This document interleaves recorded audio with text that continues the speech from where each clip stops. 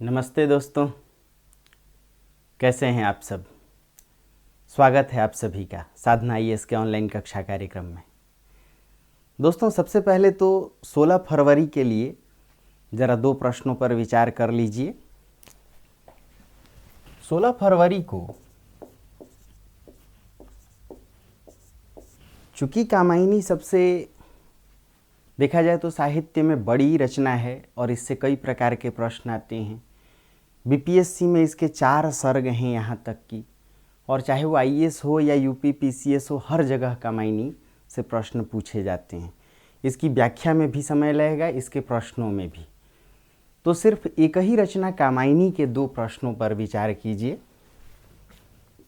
पहला जो प्रश्न है वह है कामायनी की दार्शनिक चेतना, और जो दूसरा प्रश्न है वह कामायनी की मूल संवेदना।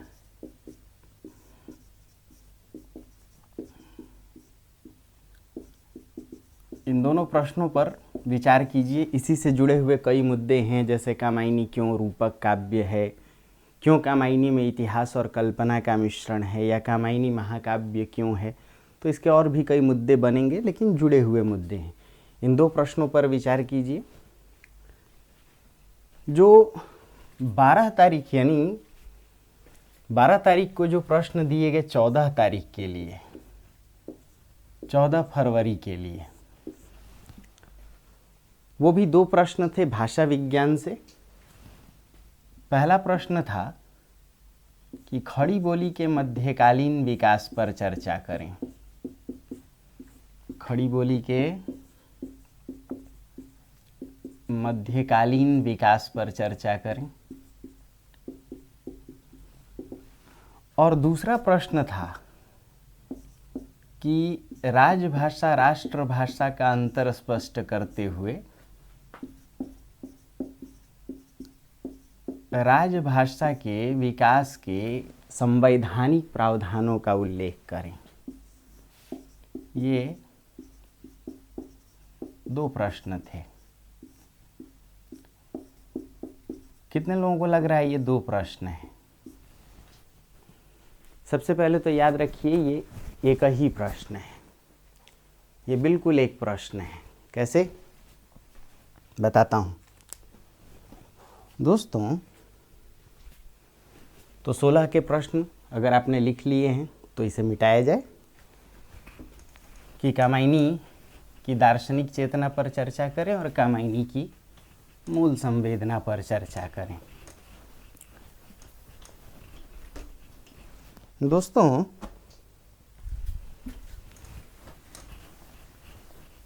भाषा विज्ञान में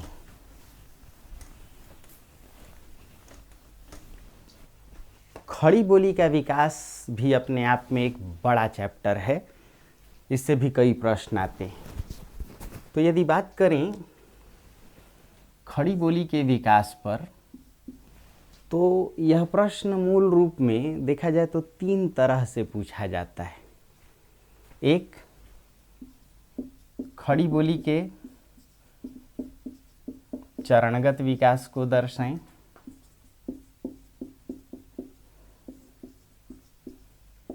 इसी प्रश्न को पूछ लिया जाता है हिंदी के रूप में।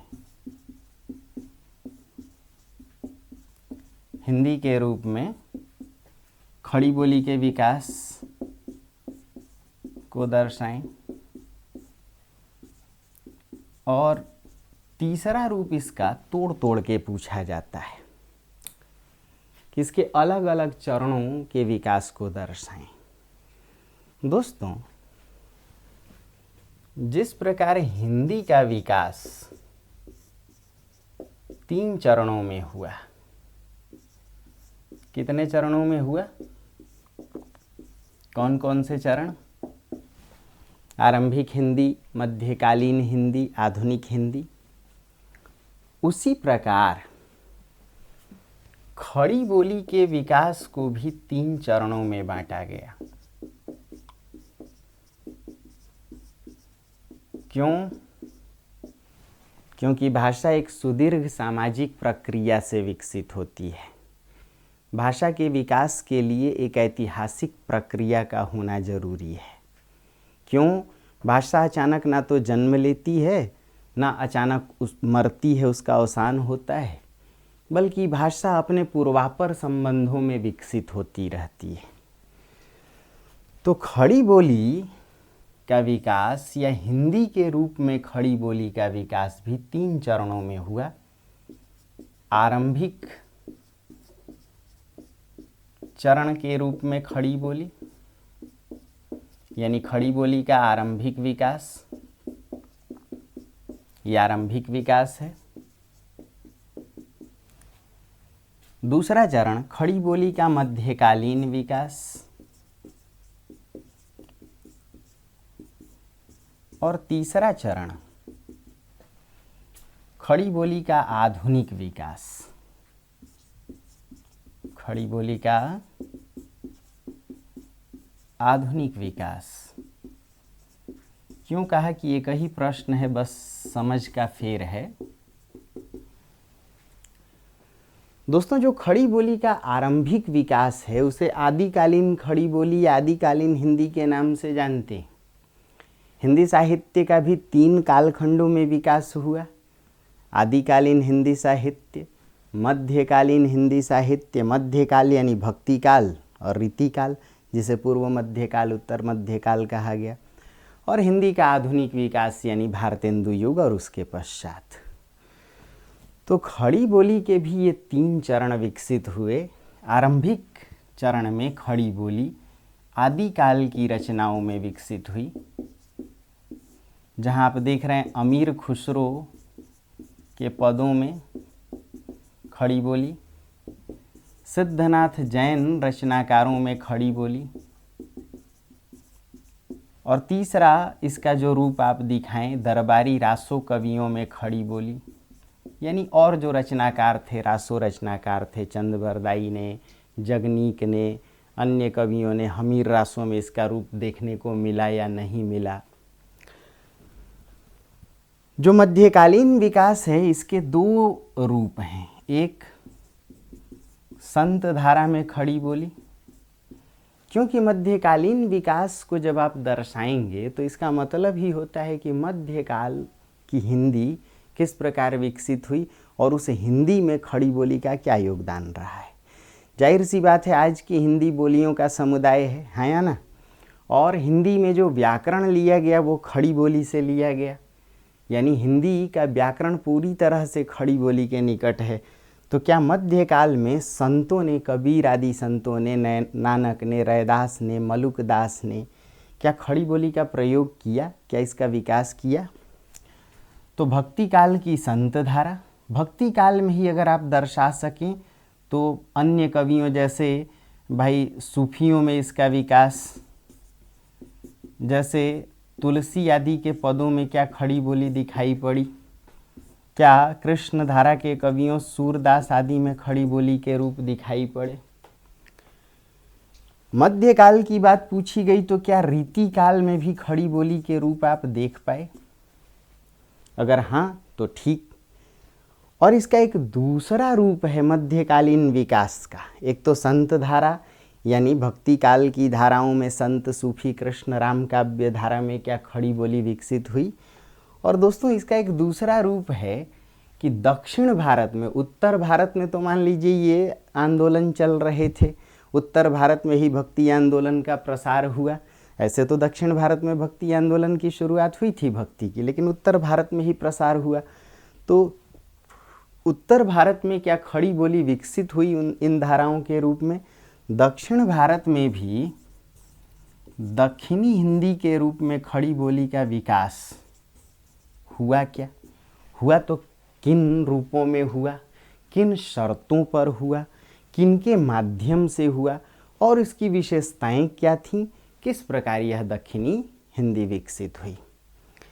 जो खड़ी बोली का आधुनिक विकास है दोस्तों, उसे आप 19वीं और 20वीं शताब्दी में देखते हैं।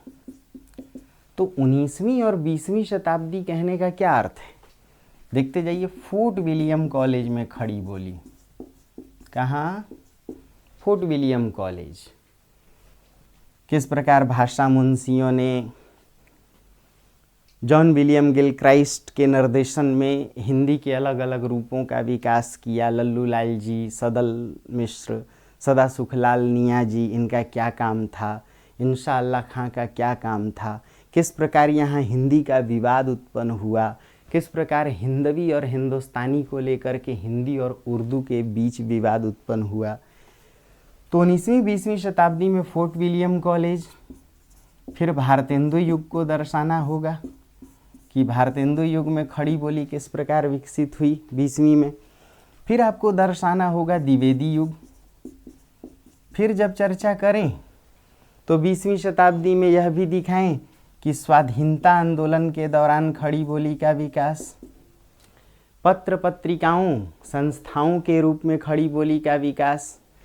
इससे थोड़ा आगे बढ़ें तो दर्शाएं कि भाई राष्ट्रभाषा राजभाषा के रूप में खड़ी बोली का विकास, फिर मानक हिंदी के रूप में खड़ी बोली का विकास, और हिंदी की अद्यतन स्थिति और उसमें खड़ी बोली। तो ये पूरा प्रश्न है जिसके ये 2 पार्ट पूछे गए हैं। हालांकि इन पर अलग अलग प्रश्न आते हैं, इनको आपको तैयार करना भी पड़ेगा। तो इस प्रश्न की तैयारी के लिए कुछ बातों को जानना बहुत ज़रूरी है। एक तो पूछा गया खड़ी बोली का मध्यकालीन विकास। तो खड़ी बोली का मध्यकालीन विकास यानी भक्ति काल, रीतिकाल और दक्षिणी हिंदी। और जब आधुनिक विकास की बात करते हैं तो उसमें राष्ट्रभाषा राजभाषा है। दोस्तों, अब ये प्रश्न कैसे लिखा जाता है, इसमें ऐसा क्या करें कि यह प्रश्न ढंग से तैयार हो जाए। तो आइए समझते हैं एक एक बात और लिख भी लेते हैं।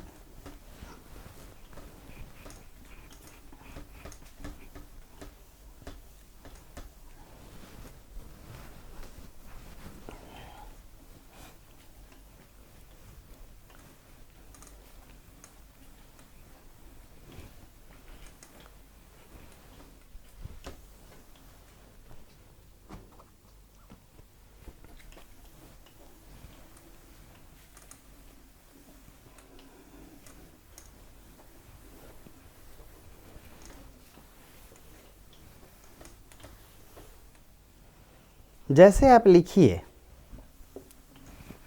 खड़ी बोली का विकास, तो यह क्यों पूछा जाता है प्रश्न, पहले इस बात पर विचार कीजिए। 2 कारणों से पूछा जाता है। अगर बात करें खड़ी बोली के मध्यकालीन विकास पर,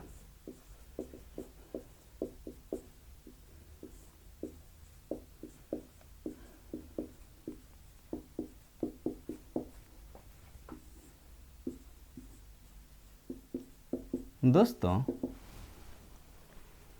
याद रखिए कि कोई बोली विकसित होकर के भाषा बनती है, तो क्या खड़ी बोली ने हिंदी का रूप लिया? इस अर्थ में यह प्रश्न पूछा जाता है। इसीलिए प्रश्न को दूसरे रूप में पूछा जाता है, हिंदी के रूप में खड़ी बोली का विकास। अब एक दूसरी बात बनती है कि भाई अगर हिंदी के रूप में खड़ी बोली का विकास हुआ तो जाहिर सी बात है कि इसके प्रमाण भी दिखेंगे, और प्रमाण को दर्शाने का माध्यम क्या है कि उस दौर के जो रचनाकार थे या जो रचनाएं थीं, क्या उनमें खड़ी बोली के तत्व देखे गए? दोस्तों, खड़ी बोली की जो विशेषताएं रही हैं, उन विशेषताओं को यदि आप दर्शा रहे हैं मध्यकाल में, यानी संत धारा में, कबीर आदि संतों में खड़ी बोली का रूप या खड़ी बोली के तत्व, या फिर दर्शा रहे हैं कि किस प्रकार दक्षिणी हिंदी भी कुछ और नहीं,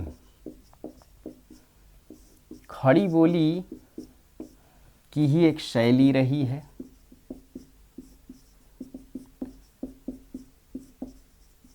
तो फिर आपका उत्तर तैयार होगा।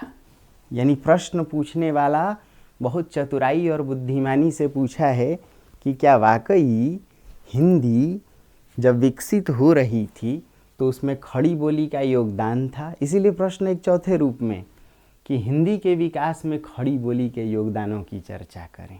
इसी प्रश्न को घुमाया फिराया जाता है।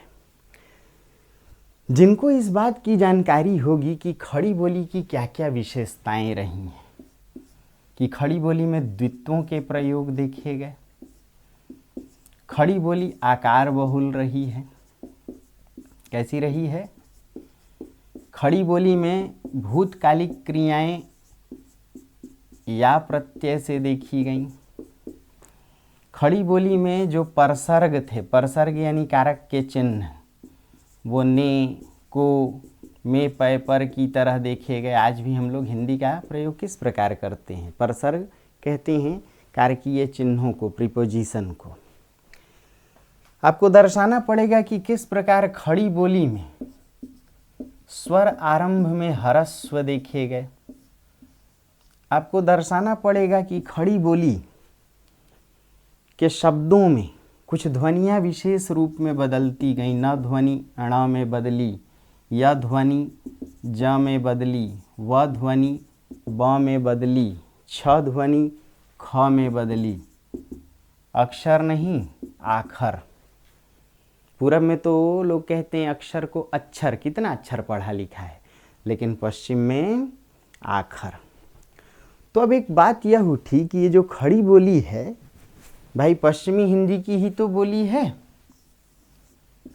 तो पश्चिमी हिंदी के तत्व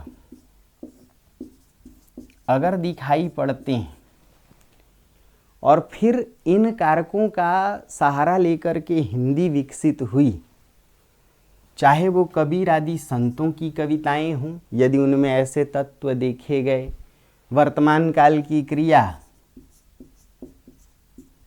ऐ और है प्रत्यय से, कहे, करे, चले, भविष्यत काल की क्रिया गागी, गे प्रत्यय से।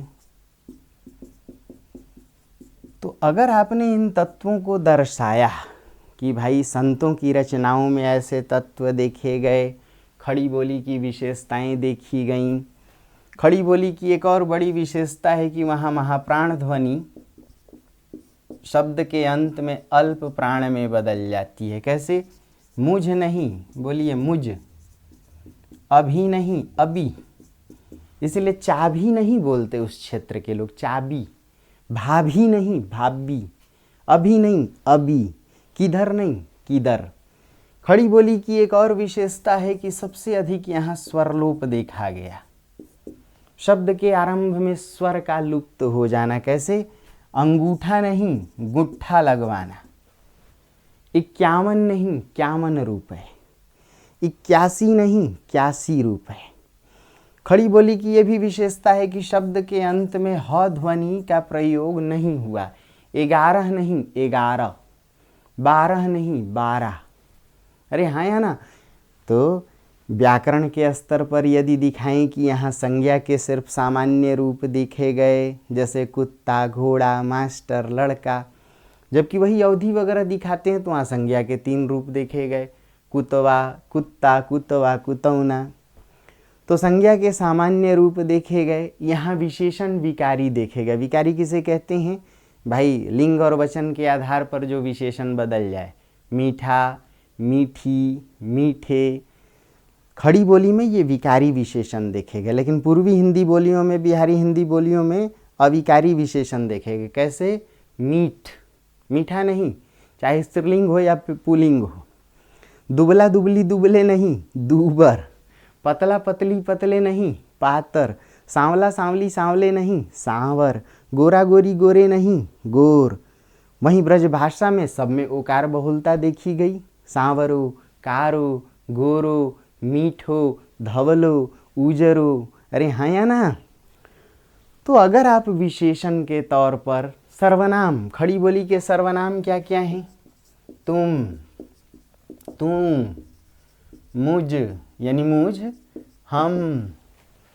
अब यदि आप इन रूपों को दर्शा रहे हैं, या यो, वा, जो खड़ी बोली के मूल क्षेत्र हैं, तो वहाँ देखेंगे यो बेटा, है ना, या, वा, वाने, याने, इन, उन, इन्ना, उन्ना, यदि आप इन रूपों को दर्शाएं तो समझिए कि आप खड़ी बोली की विशेषताओं को दर्शा रहे हैं। अब प्रश्न है कि खड़ी बोली का मध्यकालीन विकास दर्शाएं। चूंकि खड़ी बोली का 3 चरणों में विकास हुआ, पूरा लिखने जाएंगे तो सुबह हो जाएगी भाई साहब, समय इतना नहीं है कि आप पूरे विकास को दर्शाएं। और प्रश्न की प्रकृति है उसको समझिए कि सिर्फ मध्यकालीन विकास, तो कोशिश करें कि जब मध्यकालीन पूछा जाए तो संत धारा में खड़ी बोली को दर्शा लें, यानी भक्ति काल को दर्शा लें, ज़रूरत हो तो थोड़ा रीति काल को, और उससे भी ज़्यादा फोकस करें दक्षिणी हिंदी को। कैसे भूमिका लिखें, अगर इतनी बात समझ में आ रही है कि दर्शाना क्या है, कि किस प्रकार कबीर आदि संतों ने खड़ी बोली का प्रयोग किया, यानी उनकी रचनाओं में खड़ी बोली दिखाई पड़ी। अब बात उठती है कि जो भक्ति काल के रचनाकार थे वो तो बोलियों में अपनी रचना लिख रहे थे, लोक चेतना, लोक बोली का प्रयोग कर रहे थे। तो इनकी जो लोक बोलियाँ थीं, चाहे वो भोजपुरी हो, अवधी हो, ब्रज हो, क्या इनसे हिंदी का लगाव था? हाँ था। क्यों?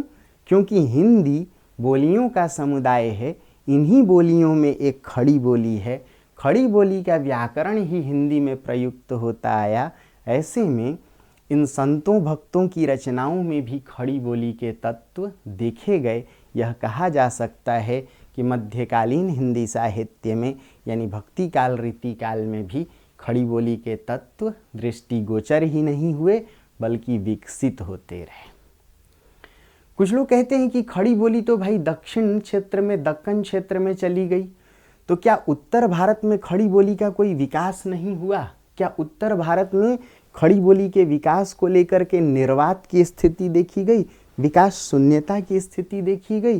तो इसका उत्तर होगा बिल्कुल नहीं, क्योंकि जब दक्षिणी हिंदी के रूप में खड़ी बोली दक्षिण भारत में प्रसारित और विकसित हो रही थी, तो उसी समय उत्तरी भारत में भक्ति आंदोलन जोरों पर था। और भक्ति आंदोलन में जिन बोलियों का प्रयोग किया जा रहा था उनमें खड़ी बोली भी एक थी। क्योंकि कबीर की बोली पंचमेल खिचड़ी है, उन पंचमेल खिचड़ी बोली यानी उस भाषा में खड़ी बोली का भी एक अहम स्थान रहा है। कैसे? तो प्रमाण दर्शाने होंगे। आइए, क्या लिखें भूमिका में, कैसे इसकी शुरुआत करें? अब जो 3 चरण थे उसको लिखने का एक अंदाज विकसित कीजिए। कैसे लिखेंगे? ये बातें समझ में आ रही हैं? नहीं आ रही हैं कोई बात नहीं। जो लोग ग्रुप से जुड़े हैं, अब आपके लिए व्याख्या लगातार चलने वाली है, और पूरे, जैसे मान लीजिए सरोज स्मृति पर करेंगे तो उसके 4-5 पदों की व्याख्या, ऐसे ही राम की शक्ति पूजा से करेंगे तो जितनी भी पंक्तियां पूछी जाती हैं उन सब की व्याख्या। इसकी शुरुआत हम लोग कामायनी से कर दे रहे हैं, ताकि जब तक आपके पीटी परीक्षा का रिजल्ट आए हम लोग थोड़ा और आगे बढ़ लें। वैसे ही ये जो फॉर्मूला है भाषा को सीखने का, इसका फॉर्मूला आपको मिलता रहेगा, आपके ग्रुप में शेयर करता रहूँगा।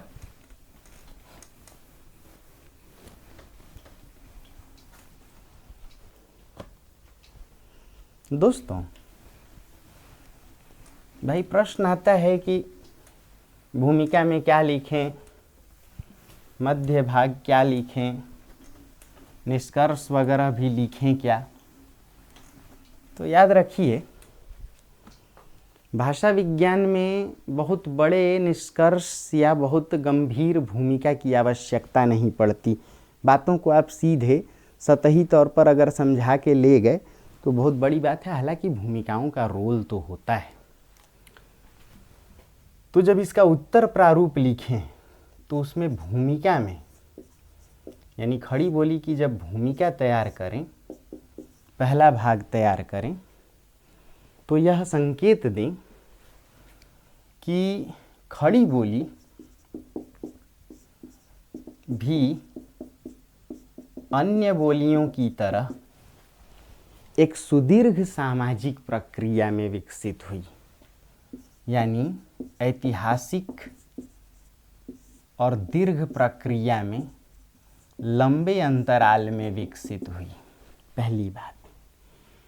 इसीलिए इसके विकास के 3 चरणों की चर्चा की जाती है।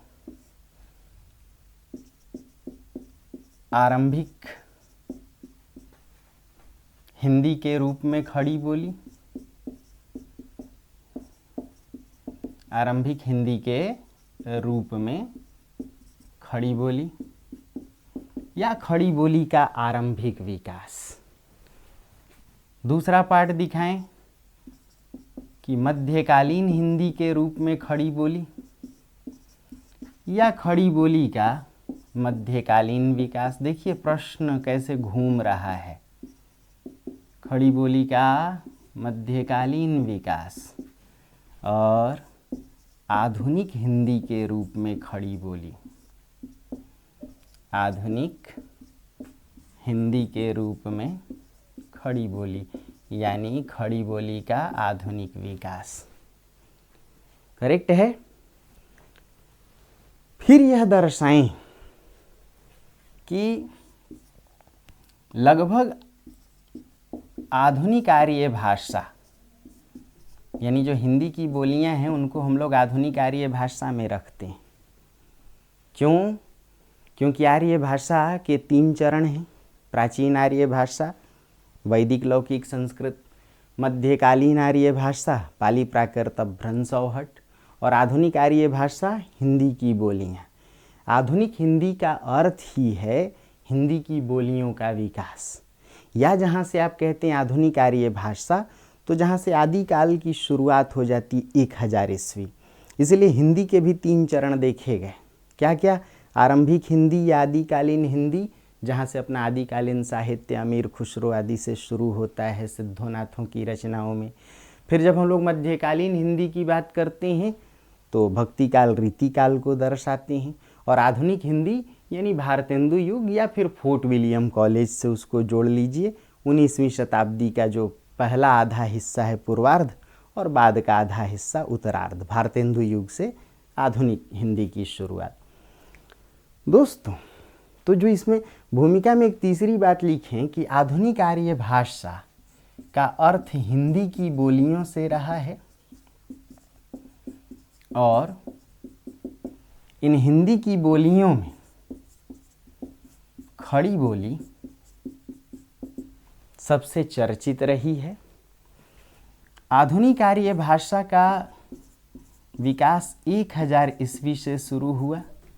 ऐसे में खड़ी बोली का भी जन्म या विकास 1000 ईस्वी से शुरू हुआ, विकास देखने को मिला। अर्थात खड़ी बोली का जो आरंभिक चरण है वो 1000 ईस्वी, और आदिकाल की सीमा क्या है? 1000 से 1400 या 800 से 1400 मान लें। शुक्ल जी की माने तो 1050 से 1375 विक्रम संवत मान लें।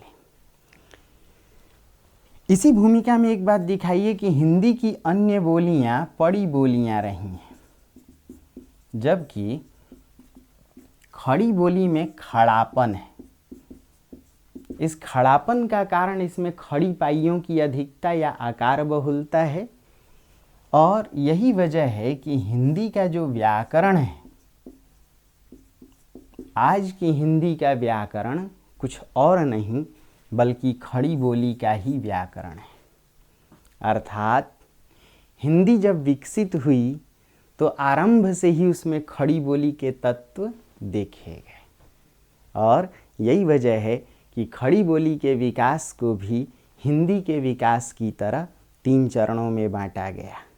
आदिकालीन हिंदी या आरंभिक खड़ी बोली, मध्यकालीन हिंदी, मध्यकालीन खड़ी बोली भी, आधुनिक हिंदी, आधुनिक खड़ी बोली भी। जैसे जैसे हिंदी विकसित होती गई, ध्यान से सुनिएगा, प्रश्न जटिल नहीं है, बस टेक्नोलॉजी पर आधारित है। इसलिए प्रश्न पूछा गया, हिंदी के विकास में खड़ी बोली का योगदान या हिंदी के रूप में खड़ी बोली का विकास या खड़ी बोली के विकास के अलग अलग चरणों को दर्शाएं। चूँकि खड़ी बोली हिंदी की ही बोली है, 1000 ईस्वी से हिंदी की बोलियां विकसित होती हैं, इसी समय खड़ी बोली भी विकसित होना शुरू हुई। या उसका जन्म कहें वहीं से हुआ, क्योंकि उसके पहले मध्यकालीन आर्य भाषा थी पाली प्राकृत भ्रंश अवहट, उसके पहले प्राचीन आर्य भाषा। तो संस्कृत से पाली प्राकृत भ्रंश अवहट, उससे हिंदी की बोलियाँ। तो भूमिका में इतनी बात। क्या क्या? खड़ी बोली भी एक सुदीर्घ ऐतिहासिक सामाजिक प्रक्रिया से विकसित हुई, इसीलिए इसके विकास के 3 चरणों को देखा गया। आरंभिक खड़ी बोली का विकास, मध्यकालीन खड़ी बोली का विकास, आधुनिक खड़ी बोली का विकास, या आदिकालीन हिंदी के रूप में खड़ी बोली का विकास, मध्यकालीन हिंदी के रूप में खड़ी बोली का विकास, आधुनिक हिंदी के रूप में खड़ी बोली का विकास।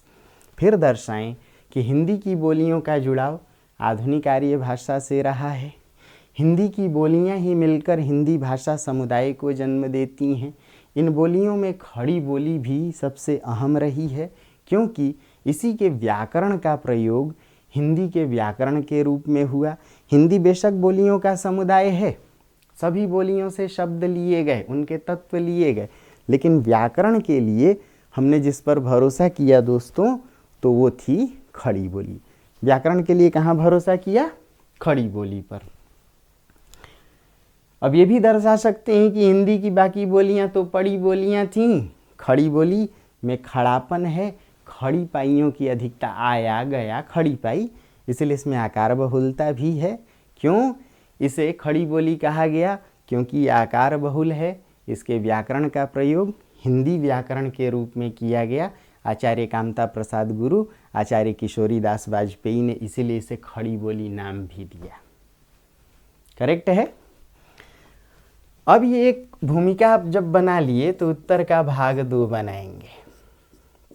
क्या बनाएंगे? जो आपसे प्रश्न पूछा गया है। क्या पूछा गया है? कि भाई खड़ी बोली के विकास के चरणों में मध्यकालीन विकास को दर्शाएं। तो भाग 2 में ये लिखिए कि खड़ी बोली का मध्यकालीन विकास किस प्रकार कैसे हुआ और उसके क्या क्या चरण रहे हैं। भाग 2 में क्या लिखेंगे?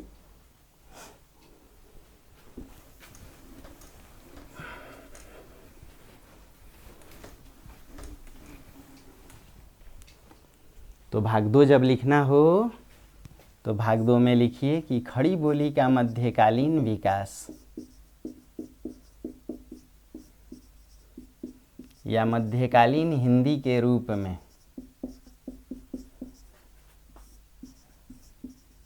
खड़ी बोली का विकास एक तरफ संतों भक्तों के माध्यम से हुआ, यानी भक्ति काल में हुआ, तो दूसरी तरफ दक्षिणी हिंदी के रूप में हुआ। अब चूंकि आपके पास समय कम है, हालांकि एक एक लाइन में चर्चा करेंगे कि तुलसी भी कैसे इसका प्रयोग करते हैं, कैसे रहीम जायसी भी प्रयोग करते हैं, रीति काल में भी कैसे इसके रूप देखे गए, लेकिन समय कम है। इस कम समय में आपको बहुत सी बातें लिखनी है, इसलिए इसको थोड़ा शॉर्ट कर दीजिए। क्या क्या? कि खड़ी बोली का मध्यकालीन विकास एक तरफ संत धारा से जुड़ा हुआ है, तो दूसरी तरफ दक्षिणी हिंदी के रूप में जुड़ा हुआ है। ये भाग 2। अब या तो भाग 3 बना लीजिए या भाग 2 का ही एक सब पार्ट कर लीजिए, संत धारा और खड़ी बोली। संत धारा और खड़ी बोली का विकास। क्या लिखेंगे? खूब पढ़े लिखे हैं आप लोग इस पर कि ये संत ज़्यादातर निरक्षर थे, घुमक्कड़ थे, किंतु इनकी जो भक्ति चेतना थी वह समाज सापेक्ष थी। निरक्षरता के बावजूद भी भ्रमणशील प्रवृत्ति के कारण या देशाटन के कारण, या एक प्रकार से भिक्षाटन भी कह लें, देशाटन भिक्षाटन यानी देश आदि भ्रमण के कारण ये भ्रमणशील संत जिस प्रकार इनकी साधना में अलग अलग तत्वों का प्रभाव था। कुछ याद आ रहा है कबीर की साधना में? कई तत्व थे। शंकराचार्य का अद्वैत, सिद्धनाथ हठ योग, वैष्णव भक्ति, सूफी दर्शन, सांख्य दर्शन, इस्लामिक एकेश्वरवाद। तो देखिए क्या लिख रहे हैं, जिस प्रकार इनकी साधना पर अलग अलग तत्वों का प्रभाव था, उसी प्रकार इनकी भाषा भी अलग अलग बोलियों के मेल से बनी थी। इसीलिए इनकी बोलियों को किसी ने पंचमेल खिचड़ी कहा तो किसी ने सधुक्कड़ी कहा। काबू में आया मामला? अरे हाँ या ना? साधु की प्रवृत्ति क्या है? रमता जोगी बहता पानी।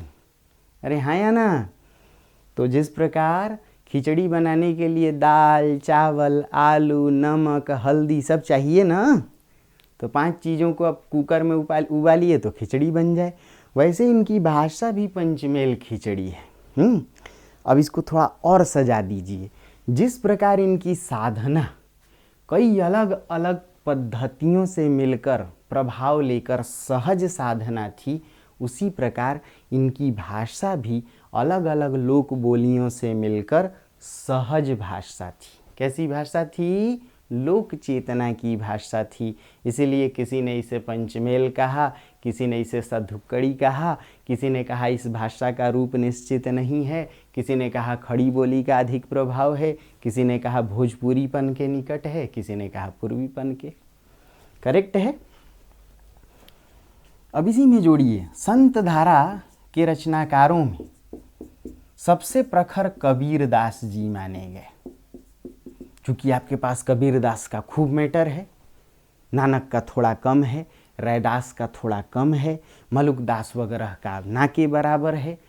तो अब सदना का तो आप बिल्कुल नहीं जानते, ऐसे ही सेना का नहीं जानते, धन्ना रज्जब का नहीं जानते, दादू दयाल का थोड़ा बहुत खोज लाते हैं या नानक जी का खोज लाते हैं, लेकिन सबसे ज़्यादा कबीर। तो इसी में लिखिए कि संत धारा के सबसे प्रखर संत कबीरदास जी थे, जो बनारस के रहने वाले थे या उसके काशी के आसपास के। इसलिए मूलतः उनकी बोली तो भोजपुरी थी, किंतु उनकी रचनाओं में खड़ी बोली के तत्व अनायास ही देखे गए। उनकी रचनाओं में खड़ी बोली के तत्व अनायास ही देखे गए। क्या क्या?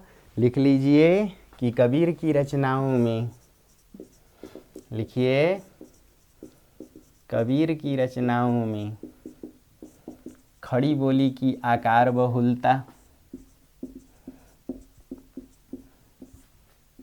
कौमा खड़ी बोली के परसर्ग, कौमा खड़ी बोली के क्रिया रूप, कौमा खड़ी बोली के सार्वनामिक रूप, कौमा खड़ी बोली की ध्वनिगत विशेषताएं, और यहाँ तक कि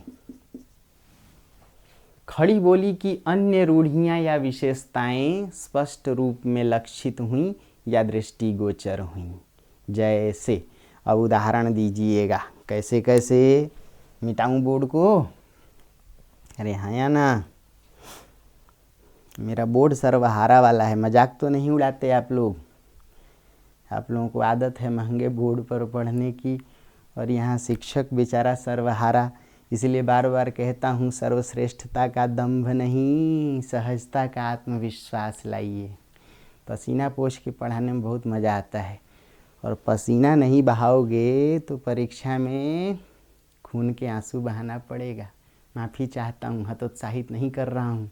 मेहनत कीजिए। खूब डायलॉग देते हैं आप लोग कि युद्ध के पहले युद्ध अभ्यास के दौरान बहाया गया पसीना युद्ध में बहाए गए रक्त की मात्रा को कम करता है। ये सब डायलॉग किसके लिए है? मेरे लिए है। तो दोस्तों, कैसे दिखाइएगा भाई? इतनी बातें तो आपने लिख दी, तो उदाहरण प्रमाण वगैरह देंगे कि बस यूं ही छोड़ दीजिएगा कि हे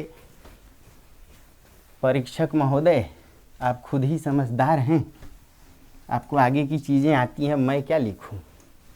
ऐसा तो नहीं, ऐसा काम नहीं करना है। दिखाना है कि भाई ऐसे ऐसे।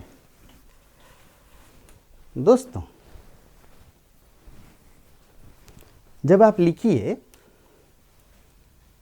कि किस प्रकार खड़ी बोली के तत्व कबीर के पदों में देखे गए, देखिए कुछ आसान से पद लेते हैं, जैसे सतगुरु, हम सो, आपको जो पद याद आ जाए, रीझ कर, कहिया एक परसंग,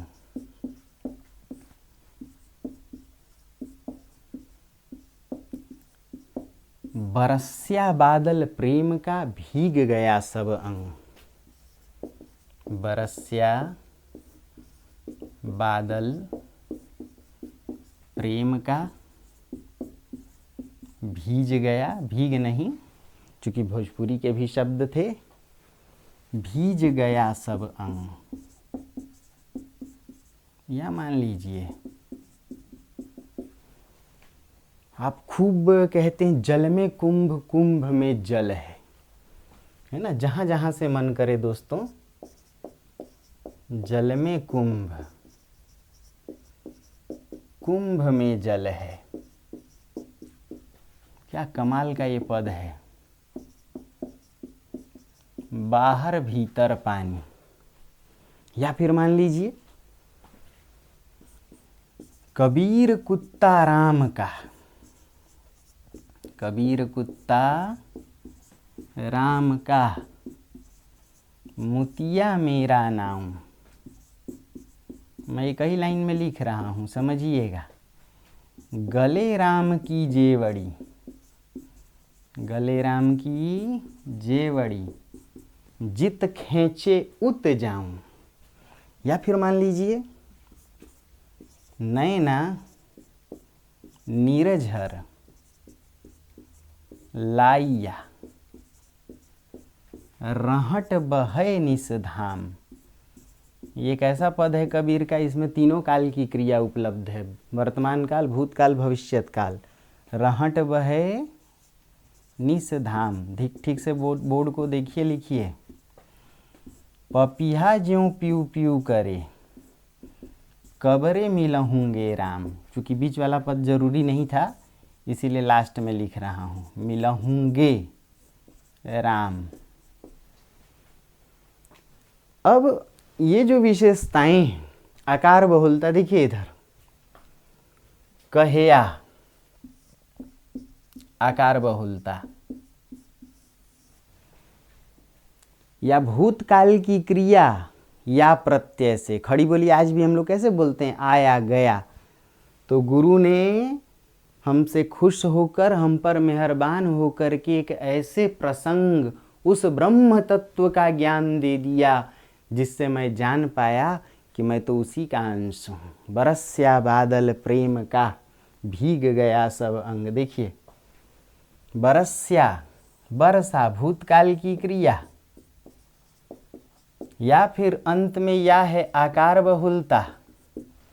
यहाँ देखिए प्रेम का, जब कारकीय चिन्ह करते हैं हिंदी में तो क्या करते हैं, खड़ी बोली में कर्ता ने, बोलिए, कर्म को करण से, संप्रदान के लिए, अपादान से, संबंध का के की, अधिकरण में पै पर, संबोधन हे हो। अरे तो बरसा बादल प्रेम का, यहाँ देखिए संबंध कारक का परसर्ग, भीग गया। फिर देखिए आकार बहुलता, भूतकाल की क्रिया। दोस्तों, संख्याओं को जब हम वाक्य में प्रयोग करते हैं तो उन्हें संख्यावाची विशेषण कहते हैं। जैसे एक लड़का आया, एक लड़की को देखा तो ऐसा लगा, है ना, मेरे पास 10 गायें हैं। अब तो कहाँ गाय वगैरह हम लोग खरीद रहे हैं, अब तो कुत्ता पालने वाले लोग हो गए हम लोग। तो जब आप कहते हैं कि हाथ में 5 उंगलियां हैं, या 1 रुपये दो या 10 रुपये दो, या मेरे घर में 10 बोरी धान है, तो जब आप ऐसे शब्दों का प्रयोग करते हैं तो उसे विशेषण कहते हैं, एक संख्यावाची विशेषण। लेकिन जैसे ही आप कहते हैं मेरे घर बहुत अनाज है, तो क्या है, परिमाण है, परिमाणवाची विशेषण। अरे है ना। अब यहाँ देखिए प्रसंग है, प्रसंग नहीं। प्रसंग से परसंग बना है। इसमें प आधा है, र पूरा है, लेकिन जब प पूरा हो गया तो आधा व्यंजन में यदि एक स्वर जुड़ जाए तो वह पूरा होता है। इसी प्रक्रिया को स्वरागम भी कहते हैं। क्या कहते हैं? स्वरागम। यहाँ देखिए, कबीर कुत्ता, बोलिए मेरे साथ, एक ध्वनि दो बार आए तो उसे द्वित्व कहते हैं। तो इस कुत्ता शब्द में द्वित्व का प्रयोग, खड़ी बोली की ये बहुत बड़ी विशेषता है। खड़ी बोली क्षेत्र के लोग बोलते हैं भग जा, ला लठ ला। देखिए द्वित्व, पूर्व वाले कहते हैं लाठी लाओ और पश्चिम वाले खड़ी बोली क्षेत्र वाले कहते हैं लठ ला। जाग जा नहीं, जग जा। अरे हाँ या ना, गाड़ी नहीं गड्डी, एक ध्वनि दो बार आए, है ना। जैसे पूरब वाले कहते हैं, भाई आप में से बहुत से लोग बीपीएससी दे रहे हैं तो कहते हैं पाक गया, आम पाक गया। भोजपुरी, मगही और मैथिली जो भी आप बोलें, अवधी में भी, या कांच है, लेकिन खड़ी बोली में कच्चा है, पक्का है। अरे हाँ या ना। उधर पूरब क्षेत्र वाले या भोजपुरी हिंदी या बिहारी हिंदी बोलने वाले कहते हैं सांच, और खड़ी बोली में सच। हाँ या ना। इसलिए डेरा सच्चा, मतलब फिर विषयांतर हो जाएगा, उसमें नहीं आना चाहता। सच्चा मतलब ये द्वित्वों का प्रयोग। तो कुत्ता। अब यहाँ देखिए द्वित्व है, फिर राम का संबंध कारक का चिन्ह, मेरा क्या है? सर्वनाम। आज भी बोलते हैं खड़ी बोली में, गले राम की। देखिए यहाँ फिर संबंध कारक। और जेवड़ी खड़ी बोली का देशज शब्द है, आज भी राजस्थान वगैरह में प्रयोग करते हैं, हरियाणा में रस्सी को कहते हैं जेवड़ी। हालांकि भोजपुरी क्षेत्र में, मगही मैथिली क्षेत्र में भी जोर बोलते हैं, अगर आपने सुना हो तो, रस्सी को। तो गले राम की जेवड़ी जित खींचे उत जाऊं। खींचे वर्तमान काल, जिधर खींचता है। अब यहाँ देखिए नैना निर्झर। निर्झर का अर्थ, निर्झर तो भाई ऐसे होता है, ऊपर आधा र होता है, आधा र में एक स्वर जुड़ जाए तो पूरा र हो जाए, स्वरागम। फिर देखिए लाइया, आकार बहुल, भूतकाल की क्रिया। ये जो रहट शब्द है यहाँ लिख रहा हूँ, देखिए रहट, संस्कृत में अर्घट शब्द होता है। कौन सा शब्द होता है दोस्तों? महाप्राण ध्वनि ह में बदलती है, इसीलिए घ ध्वनि देखिए ह में बदल गई। अकारण अनुनासिकता भी है। खड़ी बोली की सबसे बड़ी विशेषता ये भी है, अकारण अनुनासिकता। जैसे हम लोग कहते हैं 8 रुपये, खड़ी बोली क्षेत्र में 8 रुपये। अरे हाँ या ना। जैसे हम लोग कहते हैं भूख लगी है, खड़ी बोली क्षेत्र वाले लोग कहते हैं बहुत भूख लगी है। भूख, ख नहीं, एक तो महाप्राण का अल्पप्राण ख की जगह का, ऊपर से अकारण अनुनासिकता।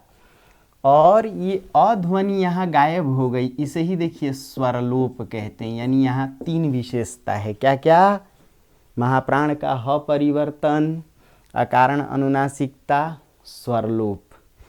कि आंखें झरने की तरह हो गई हैं, इनसे लगातार रहट बहता रहता है। निस धाम यानी दिन रात, बहे, कहे, चले, है ना, कि करे से, कहाँ जाए से।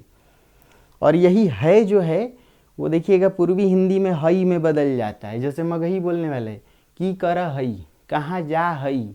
अब वही खड़ी बोली में कहाँ जाता है, हई नहीं है ना। वो आव हई, भोजपुरी हिंदी वाले, सॉरी मगही हिंदी वाले, और खड़ी बोली में वो आता है। तो बहे वर्तमान काल, और फिर पपीहा ज्यों प्यू प्यू करे, कबरे मिलहूंगे गागेगी भविष्यत काल। यहाँ देखिए ये लाइया भूतकाल, बहे वर्तमान काल, मिलहूंगे भविष्यत काल। अब इसमें आप और भी कई चीज़ों को दर्शा सकते हैं, बस समझ होनी चाहिए। कैसे?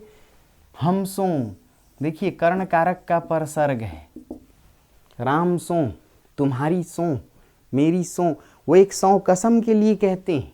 लेकिन हम सो, वासों, देखिए सूरदास भी प्रयोग करते हैं ब्रज भाषा में, हमसों वासों कौन सगाई।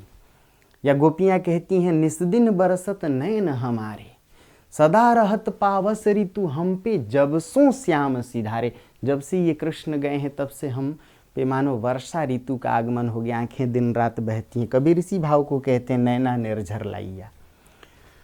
तो हमसों करण कारक और सतगुरु हमसों रीझ कर, जब हम लोग कहते हैं वह खा कर पढ़ता है, तो कर्ता जब एक क्रिया को करके दूसरी क्रिया को करे तो उसे पूर्वकालिक कहते हैं। किस क्रिया को? पहली क्रिया को।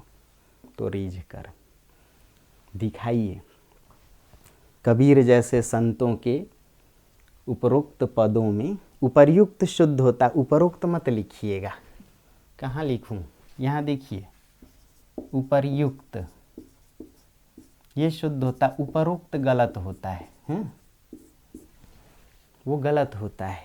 ये यण संधि है, ऊपरी धनयुक्त, उपर्युक्त। यण संधि में हमेशा एक अर्ध व्यंजन अलग से जुड़ता है। इसका नियम है, देखेंगे हम लोग जेपीएससी में, जब आप लोग देखेंगे तो व्याकरण पे बात करेंगे। दोस्तों अब दिखाइए कि इसमें पूर्वकालिक क्रिया भी है, भूतकालिक क्रिया भी है, सहायक क्रिया भी है। कैसे भाई? तो कई जगह है का प्रयोग करते हैं, है ना। कई जगह कबीर लागा जाइया लोक वेद के साथ आगे थे सतगुरु मिलिया, वहाँ जो थे है वह एक प्रकार से सहायक क्रिया ही है। तो अब नीचे लिखिए कि उपरोक्त पदों में या कबीर जैसे निर्गुण संतों के उपर्युक्त पदों में खड़ी बोली के कई तत्व सहज ही दृष्टिगोचर होते हैं, जो इस बात का प्रमाण देते हैं कि निर्गुण निरक्षर संतों ने अपनी रचनाओं में खड़ी बोली का प्रयोग किया तथा इनकी रचनाओं के माध्यम से खड़ी बोली मध्यकालीन हिंदी साहित्य या भक्तिकालीन साहित्य में विकसित हुई। आप में से बहुत से लोगों को ये सब कड़वा लग सकता है। इसलिए लग सकता है कि स्वरागम क्या है, स्वरलोप क्या है, क्षतिपूर्ति दीर्घीकरण क्या है। बार बार कहता हूँ कि जो हमारे दोस्त यूट्यूब से जुड़े हुए हैं उनके लिए भी वीडियो डाला है। जो मुझे परमानेंट मोबीशाला ऐप पर देख रहे हैं, पूरा क्रमवार सिलेबस या वहाँ एक तरीके से पूरा साहित्य का सिलेबस है, उनके पास भी वो है। उनके पास थोड़ा ज़्यादा है, कुछ ज़्यादा ही ज़्यादा है। आपके पास भी कम नहीं है, बस दिल लगाइए, जहाँ कमी हो मुझसे बात कीजिए। इतना लिखने के बाद अब जो आप उत्तर का भाग 3 बनाएं, क्योंकि प्रश्न क्या है कि भाई दक्षिणी मध्यकालीन खड़ी बोली का विकास, तो अब आपको उत्तर का एक भाग 3 भी बनाना पड़ेगा दक्षिणी हिंदी को दर्शाने के लिए कि क्या खड़ी बोली का विकास दक्षिणी हिंदी में हुआ। दोस्तों खूब जीएस पढ़ते हैं आप लोग, आइए आज जीएस को एक नए अंदाज में पढ़ते हैं। आप देखिएगा कि आपके जीएस के पेपर में भी, हिस्ट्री वगैरह में भी दक्षिणी हिंदी है। आपके जीएस के पेपर में भी भक्ति काल है, सूफी धारा है ना। नीति शास्त्र को तो पढ़ने वाले अब इतना समझ गए होंगे कि हिंदी ढंग से पढ़ लिया जाए तो नीति शास्त्र के बहुत से टॉपिक तैयार हो जाते हैं। और निबंध के तो कहने ही क्या, मानो हिंदी साहित्य से सीधे निबंध के टॉपिक पूछे जा रहे हैं। प्रेम और ज्ञान का सामंजस्य, अतीत जीवन का आयाम। देखिए नवजागरण परक चेतना। दोस्तों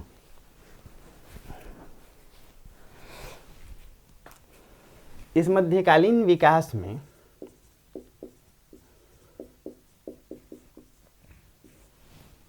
जब एक बात करें दक्षिणी हिंदी की, तो उसको भी थोड़ा टेक्नोलॉजी के साथ लिखिए, अच्छा रहेगा।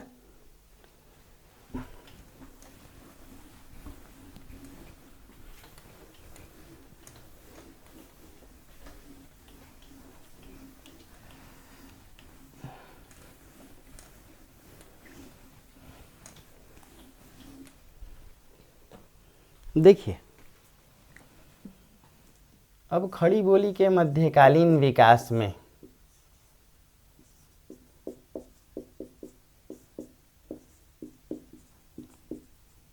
दक्षिणी हिंदी की जब चर्चा करें तो आपके पास रटंत बहुत सी बातें हैं कि दक्षिणी हिंदी को देहलवी हिंदी कहा गया, हिंदुस्तानी कहा गया, गुजरी हिंदी कहा गया, जबाने हिंदवी कहा, लफ्ज़े हिंदवी कहा गया, या दक्षिणी हिंदी कहा गया, या दक्कनी हिंदी कहा गया। ये सब एक फैक्ट की बात है। इसको ज़रा जीएस पॉइंट ऑफ व्यू से समझते हैं और उसमें कितना काम दे सकता है, कैसे इसको समझ सकते हैं, आइए देखते हैं। दोस्तों, दक्षिणी हिंदी एक खूबसूरत भाषाई फ्यूजन है। क्या है? सुंदर, खूबसूरत भाषाई फ्यूजन, यानी कई बोलियों के मेल से दक्षिणी हिंदी बनी हुई है। कैसे?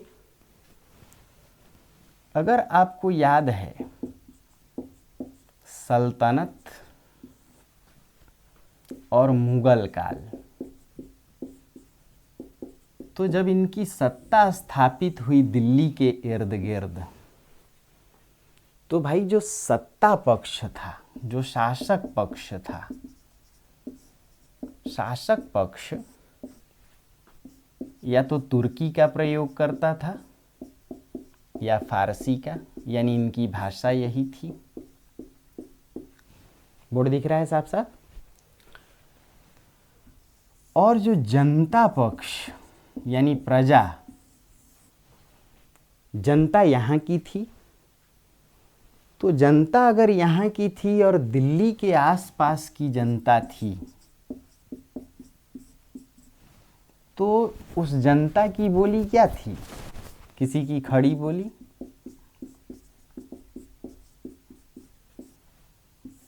किसी की ब्रज,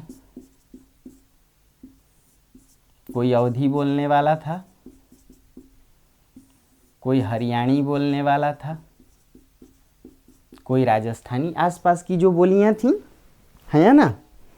अब समझ सकते हैं आप कि इन बोलियों को जनता बोलती थी, यह जनता की भाषा,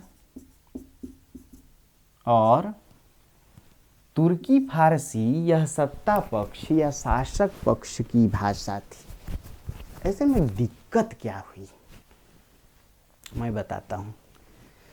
सत्ता या शासक पक्ष की भाषा अगर अलग हो जनता से, तो क्या संवाद की समस्या आएगी? क्यों? टैक्स लेना है ना।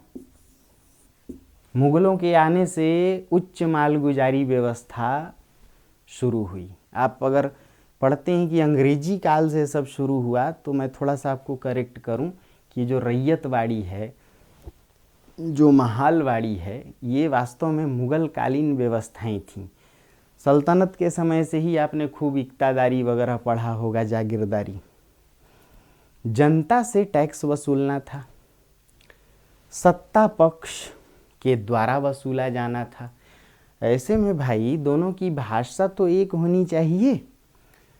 ये जो जनता की बोली थी, सभी बोलियों को मिलाकर इतराफ की जुबान कहा गया। आसपास की बोलियां, क्या नाम दिया गया? इतराफ की जुबान। और सत्ता पक्ष की जो भाषा थी तुर्की फारसी। अगर आप इस बात को पढ़े ही होंगे कि आरंभ में जो मुगल थे या मुगलकालीन सत्ता की राजभाषा तुर्की थी, बाद में फारसी हो गई, जो बहुत दिनों तक अंग्रेजों के आने के बाद भी लगभग कायम रही। सत्ता की भाषा और जनता की भाषा दोनों को मिलाकर एक संवाद भाषा बनाई गई, और यहीं से हिंदुस्तानी का जन्म शुरू हुआ। जो जनता थी वो वास्तव में खड़ी बोली, ब्रज, अवधी बोलती थी। इनके पास संस्कृत के तत्सम शब्द थे या फिर इनके तद्भव देशज शब्द थे। इसलिए जनता की बोलियों को हिंदवी नाम दिया गया, और सत्ता पक्ष चूंकि संवाद की भाषा बना रहा था, उसे ज़रूरत थी भाई दोनों एक दूसरे को समझें। इसीलिए इतराफ की जुबान यानी आसपास की बोलियों और तुर्की फारसी को मिलाकर एक संवाद भाषा बनाई गई। इसे हिंदुस्तानी नाम उसी समय दिया गया था। अगर आप गारसा द तासी की पुस्तक पढ़ते हैं, तो उसमें भी देखिए, इस्तवार दिल लिटरेच्यूर एंदुई हिंदुस्तानी, एंदुई हिंदवी, हिंदुस्तानी हिंदुस्तानी। फोर्ट विलियम कॉलेज के बारे में अगर आप पढ़ रहे होते हैं तो वहाँ भी देखिए जो जॉन विलियम गिलक्राइस्ट थे उन्होंने कहा कि दो प्रकार की भाषा है, एक हिंदुओं की हिंदवी जो गंवारू भाषा है, हालांकि अंग्रेज भेद डालो फूट डालो की नीति का अनुसरण कर रहे थे इसलिए उन्होंने ऐसी दुष्टता की थी, तो कहा कि एक गंवारू भाषा है हिंदुओं की हिंदवी जो संस्कृत से मिलकर बनी है, और एक कोट ऑफ हाई स्टाइल है, उच्च शैली की भाषा जो हिंदुस्तानी है वह अरबी फारसी के शब्दों से मिलकर बनी है। हालांकि उनका उद्देश्य समझ सकते हैं आप, औपनिवेशिक रहा था।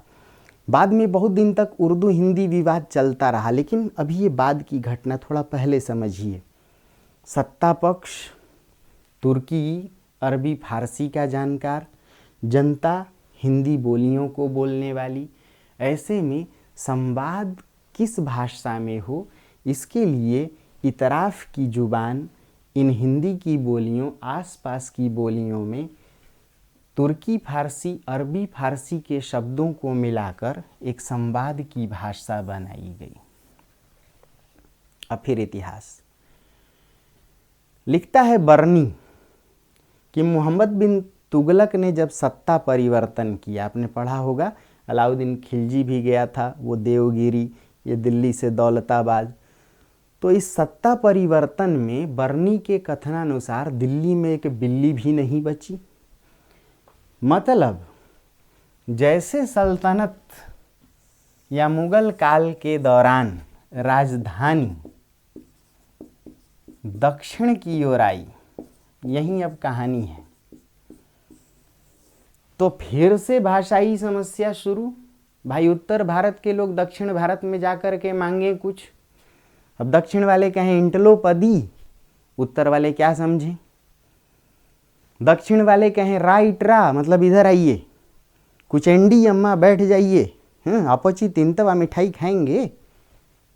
अब उत्तर वालों के लिए समस्या हो गई। बहुत बाद में यही उत्तर और दक्षिण को मिला करके एक हिंदी बनाई गई थी जिसे गोसाइनी हिंदी या गोसाई, अपने यहाँ गोस्वामी यानी संतों को गोसाई जी कहते हैं, तुलसी को भी गोसाई जी, तो उसे गोसाइनी हिंदी और कुछ हद तक मोपिलाई हिंदी। अगर आपने केरल के मालाबार तट पर मोपिला विद्रोह को सुना है, मतलब हिंदी की बोली और अरबी फारसी को मिलाकर या दक्षिण भारत की भाषा उत्तर भारत की भाषा को मिलाकर। बहरहाल जैसे सल्तनत और मुगल से राजधानी परिवर्तित होके दक्षिण में आई तो समस्या फिर जटिल हो गई।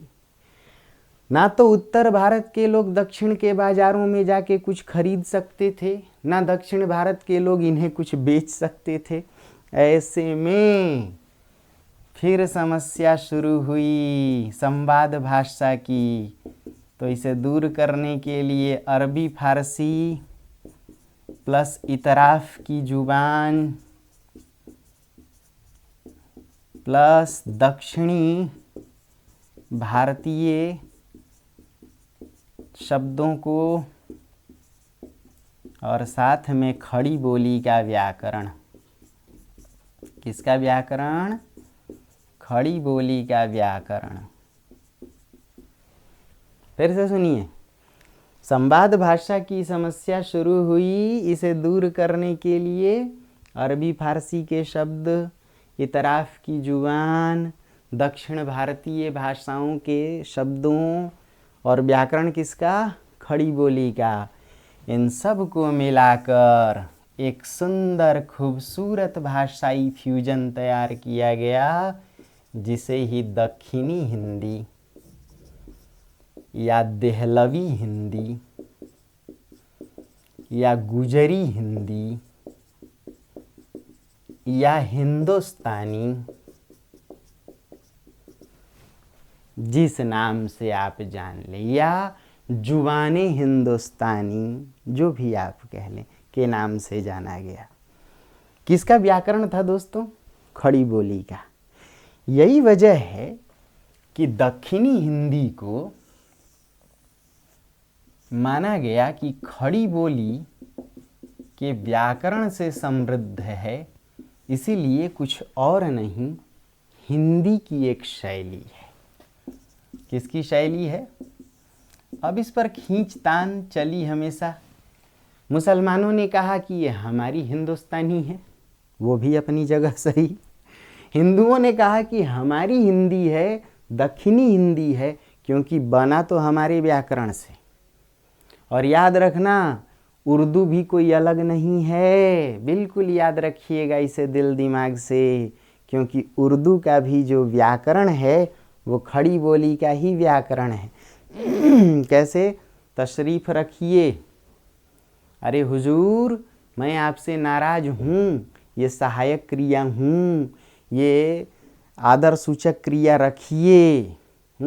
या हुजूर मुआफ़ करें, ये ऐसी क्रियाएं, ये व्याकरण के रूप, ये सर्वनाम, तुम मुझसे खफा हो। सिर्फ बीच में एक अरबी फारसी का शब्द है, बाकी तुम मुझसे हो, ये पूरा व्याकरण खड़ी बोली हिंदी का है।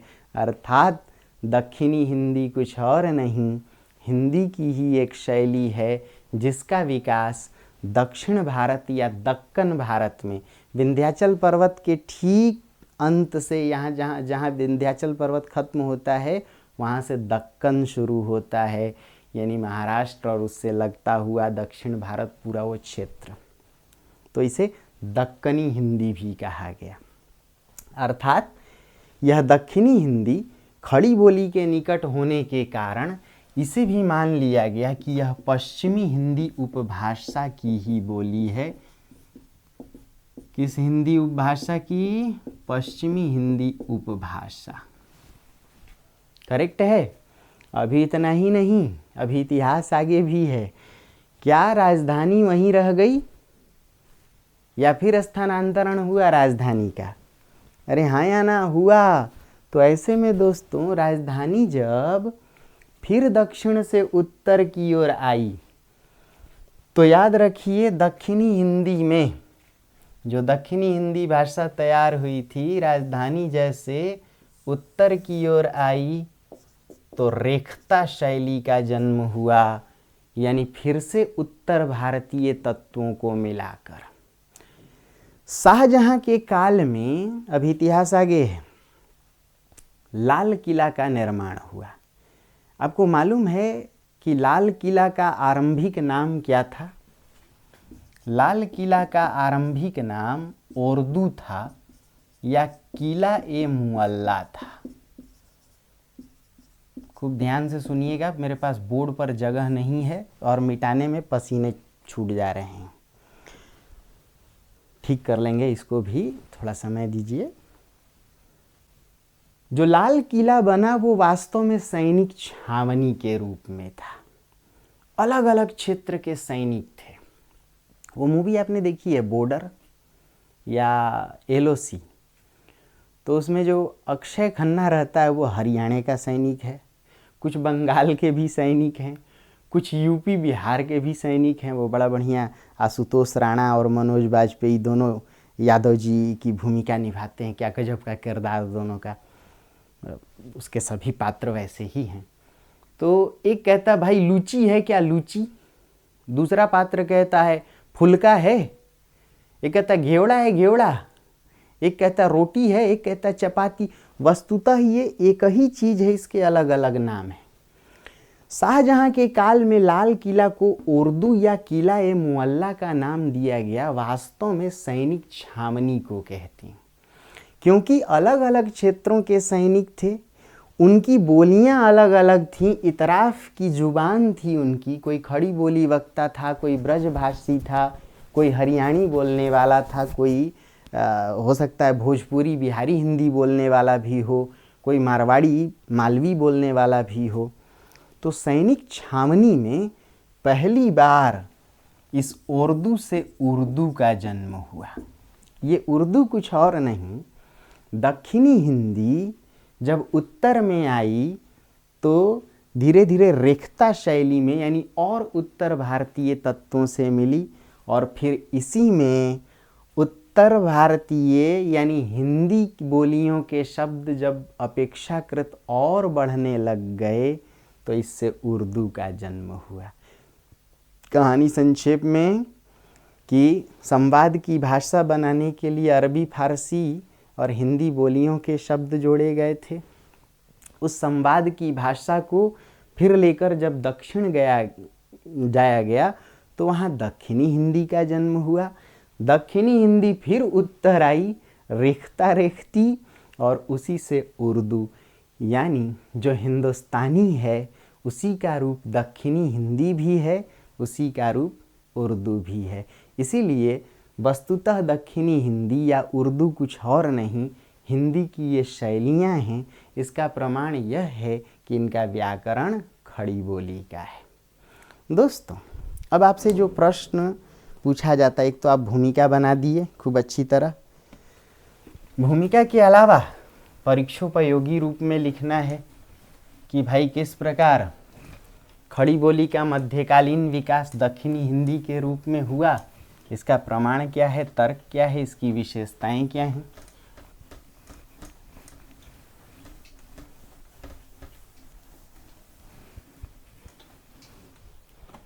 अब इसमें 3-4 बातों को आप अपनी ओर से जोड़िए। जो बीपीएससी दे रहे हैं खूब जोड़िए, जितना जोड़ सकते हैं। जो आईएएस और यूपीपीसीएस दे रहे हैं मुख्य बातों को जोड़िए। बाकी जोड़ना तो सबको पड़ेगा। ये आईएएस वाले इस बात का रोना मत रोइए कि मुझे तो 10 और 15 नंबर में लिखना तो सब कुछ है। कितने कम में, ये अब शैली आपको सिखाएंगे हम। दोस्तों, दक्षिणी हिंदी पर एक तो आपने भूमिका लिखी कि किस प्रकार दक्षिणी हिंदी मध्यकालीन खड़ी बोली के रूप में विकसित हुई।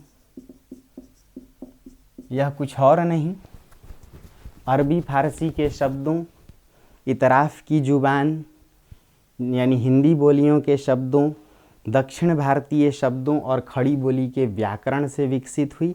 इसीलिए इसे खूबसूरत भाषाई फ्यूजन या सुंदर भाषा संलयन, कई बोलियों का संलयन कहा गया। फ्यूजन, मिश्रण। जब इसका भाग 2 बनाएं तो दर्शाएं कि दक्षिणी हिंदी भी 3 चरणों में, देखिए कोई भी बोली है या भाषा तो उसके 3 चरण होंगे ही। ये 3 चरण तो जेहन में बैठा लीजिए। दक्षिणी हिंदी का आरंभिक चरण लगभग 1400 से 1700 तक का रहा है, या इसको 1500 ही कर लीजिए।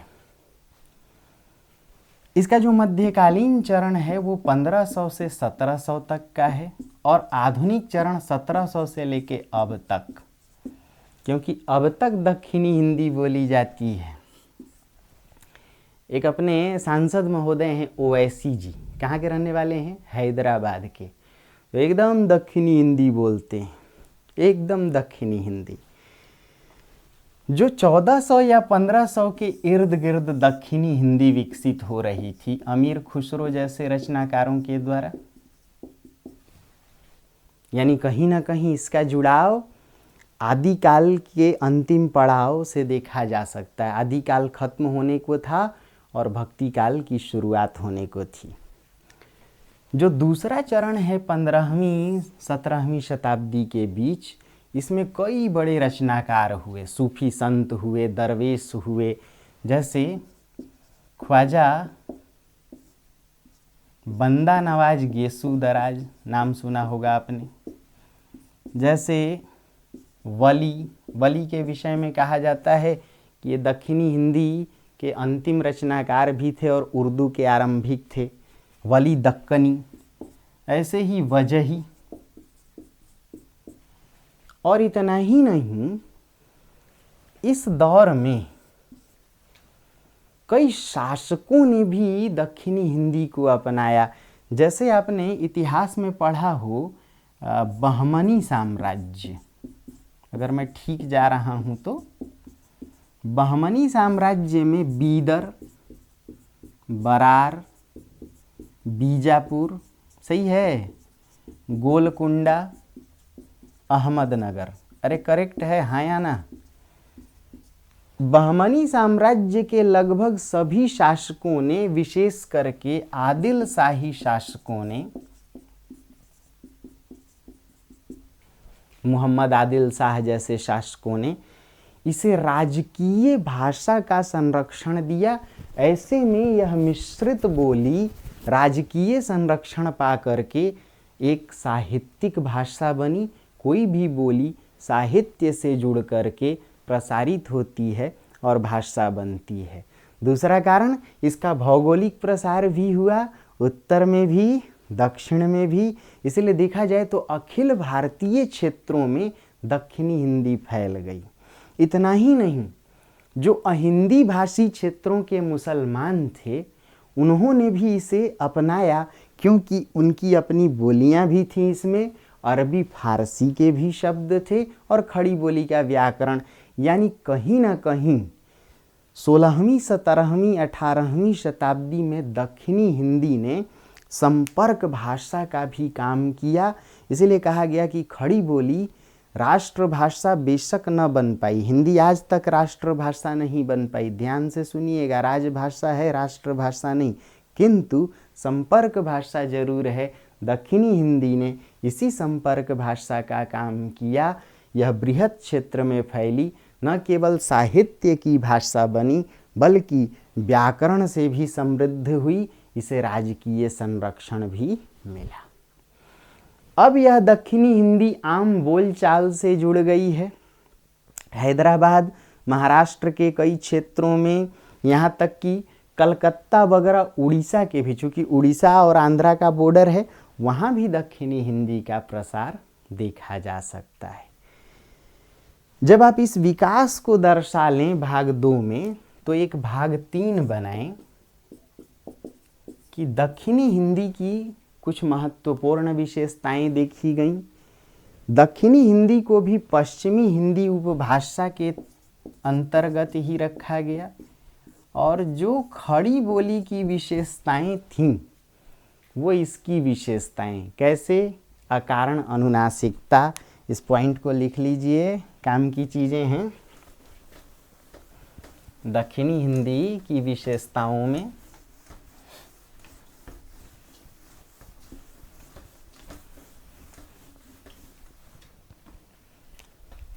अकारण अनुनासिकता,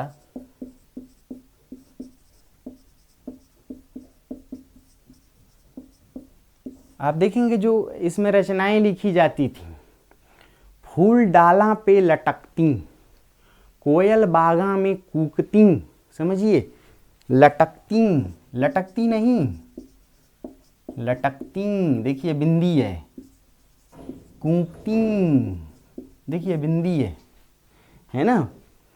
अकारण अनुनासिकता, आकार बहुलता, खड़ी बोली की तरह इसमें अकारण अनुनासिकता की विशेषता देखी गई, आकार बहुलता देखी गई। ये क्या है भाई?